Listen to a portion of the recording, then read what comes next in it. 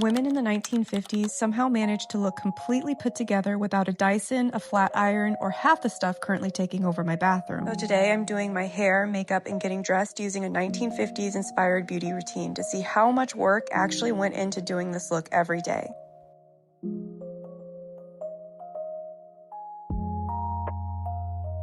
Okay, so this is what we're starting with. I'm going to try to do as much of this the old-fashioned way as I realistically can. Hair, makeup, outfit, the whole thing. And obviously, I'm not using actual 70-year-old makeup on my face because I'd like to survive this video and not break out, but I want to see how close we can get. Hair is definitely the part I was most excited about because when you look at the photographs from the 1950s, the hair always looks so beautiful. It wasn't really about having a bunch of loose, perfect curls. The curls were basically the foundation, and then the real hairstyle happened during the brush out. So instead of just curling my hair and calling it a day, I'm actually setting it.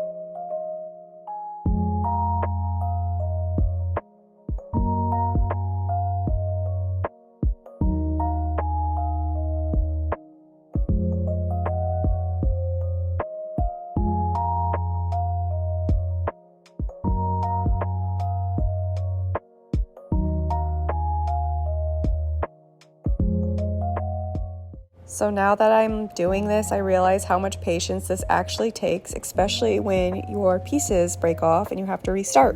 I'm basically already halfway through this side of my head and my arms are getting their workout for the day. But one thing I really love about vintage hair is that it wasn't necessarily supposed to be redone from scratch every morning. A good set could be brushed and reshaped, and women had different ways of protecting their hair between styling days. So I'm just going to trust the process.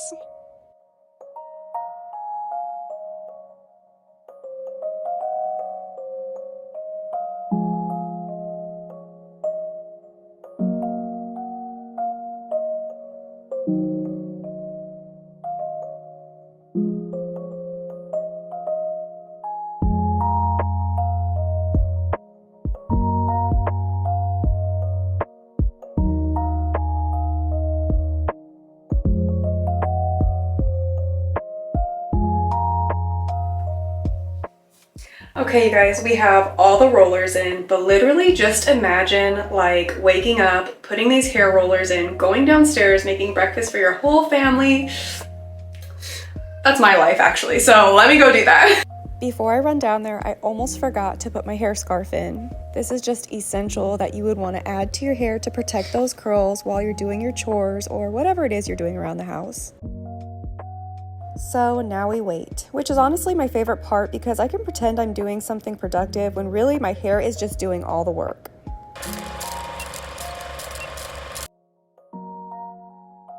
Now, obviously, my skincare routine is one place where I'm very happy to stay in the modern world. Women in the 1950s definitely had their creams and beauty rituals, but today I'm prepping my skin with Tatcha. I still wanted to make this part feel like an old-fashioned getting ready ritual, taking my time, doing my skincare, and actually enjoying getting ready instead of rushing through it. This Silk Sunscreen SPF 50 is light as air, protects against premature aging, and visibly even skin tone. This luminous dewy skin mist helps to refresh skin and give makeup a dewy glow. And check out all the great reviews for this lip mask. Now this might be my favorite part. I'm using Besame Cosmetics Cake Mascara, but I'm actually using it as an eyeliner. You just get it a little wet and use a tiny brush to create that classic black liner. I do a few layers for an extra dark line. I'm using Rare Beauty foundation just to give me that smooth base before adding color back into my cheeks. For blush, I'm actually using my red lipstick. Using rouge or even lipstick on the cheeks wasn't unusual, and I love that it keeps the lips and cheeks in the same color family. Just blotting some on with my brush, and as you can see, a little bit goes a long way. Now I'm adding lashes from Volux Vanity, which is a vintage inspired brand. Lashes just make me feel so put together. We cannot do a 1950s beauty routine without red lipstick.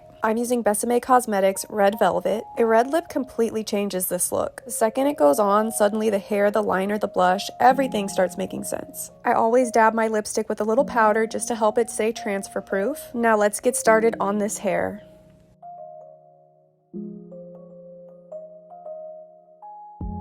Before I take these rollers out, I'm giving them a little extra time under the hood dryer. And this might be my favorite part of doing vintage hair. Everything takes a little longer, but it kind of forces you to slow down. So let's see how these turned out. Okay, the moment of truth. This is always the part where I get a little nervous because you really have no idea what you're working with until that first roller comes out. Okay, she's definitely curled. I will say this is the one thing vintage hairstyles have taught me, and it's do not panic too early. And can we talk about the amount of time getting ready used to take between setting your hair, waiting for it to dry, doing your makeup, and then actually styling everything? This was a whole event. I understand why women weren't washing and restyling their hair from scratch every single morning.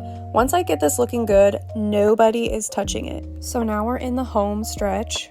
This is where my arms are definitely getting their second workout of the day. Now here comes the part that requires an unreasonable amount of trust, because it can get worse before it gets better, and there it is. But honestly, this is the part where I always start questioning whether I actually know how to do vintage hair or not, depending on how the brush out goes. I do like to add some volume at the ends, especially if I know I could have left my rollers in more. But literally, when they say the brush out, they call it that because you're literally just brushing out your hair for the next 10 minutes of your life. So I am going to let you guys kind of watch and see what I do.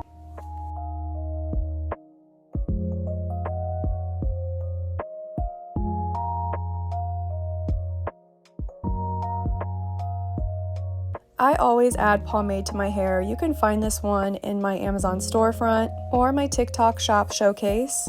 You can just find the link right in my bio for that. It's gone viral on almost every platform that I've posted it on. It smells really good. It just helps to smooth down frizz, add some shine, and it can really change out your brush outs if you ever wonder why you can't get your hair looking right. And you guys know I like to add the clips just to hold that pattern. I usually keep the clips in while I'm getting ready. So getting dressed, all of that. Alright you guys, so I've got my hair set. I will say I probably could have let it dry for another hour, but time is ticking and I need to get things going. So this is as best as it's going to be. We still got that little vintage wave. You can check out my other videos if you want a talk through on how to do 1940s, 1950s vintage waves. I have one just a few videos down from this one. But now you guys, I want to go show you the outfit I have picked out for the day. It is so freaking cute.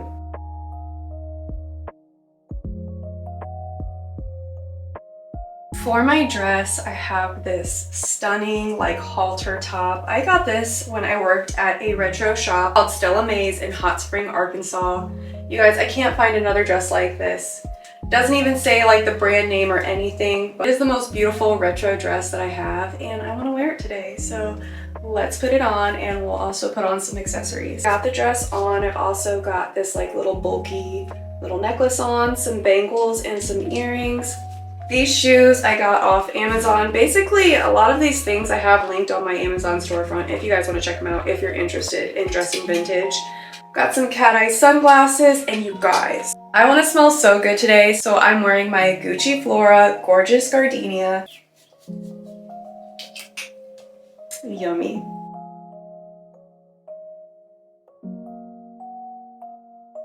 I mean, obviously this isn't too far off from how I normally get ready because vintage hair and makeup is pretty much my everyday thing at this point. It's definitely a lot of work, but I love the whole process, especially when all the curls come together. See you in the next video.